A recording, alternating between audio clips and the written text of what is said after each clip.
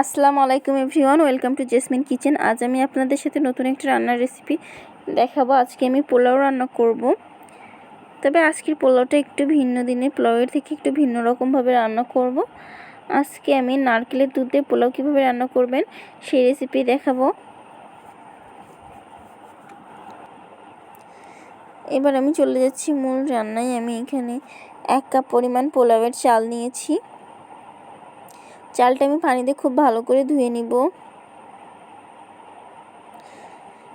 আমি কিন্তু চালটা এভাবে ভিজিয়ে রেখেছিলাম 10-15 মিনিটের মতো। 10-15 মিনিট পর কিন্তু চালের পানি ঝরাতে দিয়ে দিয়েছি। নারকেল থেকে কিন্তু দুধ এভাবে হাত দিয়ে চিপে চিপে বের করে নিব।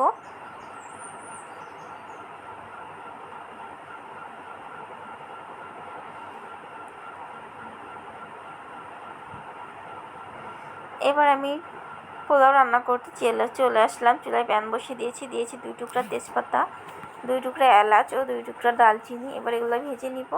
এ পর্যায়ে আমি এর মধ্যে অ্যাড করে দিচ্ছি কিশমিশ। এখানে আমি 1 টেবিল চামচের মতো কিশমিশ দিয়েছি, 4-5টার মতো বাদাম দিয়েছি। এবার সবগুলো ভালোভাবে ভেজে নিচ্ছি। এ পর্যায়ে আমি চাল অ্যাড করে দিব। চাল দেওয়ার পর চালটা কিন্তু আমি খুব ভালোভাবে ভেজে নিব।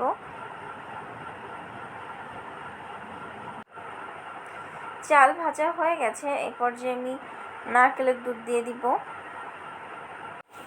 1 কাপ চালের জন্য আমি এখানে 2 কাপ পরিমাণ নারকেলের দুধ দিয়েছি।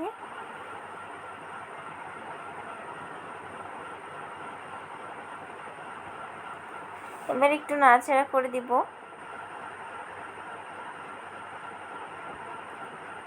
দিয়ে দিচ্ছি স্বাদ মতো লবণ। আপনারা আপনাদের স্বাদ অনুযায়ী লবণ দিয়ে নেবেন।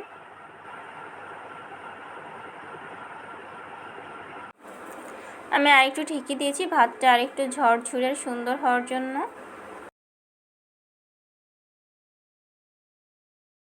তো পোলাওয়ে কিন্তু পানির পরিমাণটা ঠিক না থাকলে, কম বেশি হলে কিন্তু পোলাওটা একদমই নরম হয়ে যায় আর খেতেও ভালো লাগে না। তো এভাবে আপনারা অবশ্যই ট্রাই করবেন। এটাতে একদম পোলাও ঝরঝরে থাকবে আর খেতেও খুবই সুন্দর লাগে। আর যেহেতু এটা একদম অন্য একটা রেসিপি, এটা নারকেলের দুধ দিয়ে করা, তো এই রেসিপিটা খেতেও ভীষণ মজার লাগে। আমি রান্নার শেষে ঘি দিয়ে দিয়েছি 1 টেবিল চামচের মতো। এবার আমি সার্ভ করে নিচ্ছি। দেখতে পাচ্ছেন যে কতটা ঝরঝরে হয়েছে। তো এই ভাতটা কিন্তু খেতে ভীষণ মজার হয়। দুধ পোলাওটা খেতে খুবই ভালো লাগে। তো আপনারা অবশ্যই বাসায় এই দুধ পোলাওয়ের রেসিপিটা শেয়ার করবেন। আর যদি ভিডিওটা ভালো লেগে থাকে তাহলে অবশ্যই লাইক, কমেন্ট এবং শেয়ার করে দিবেন।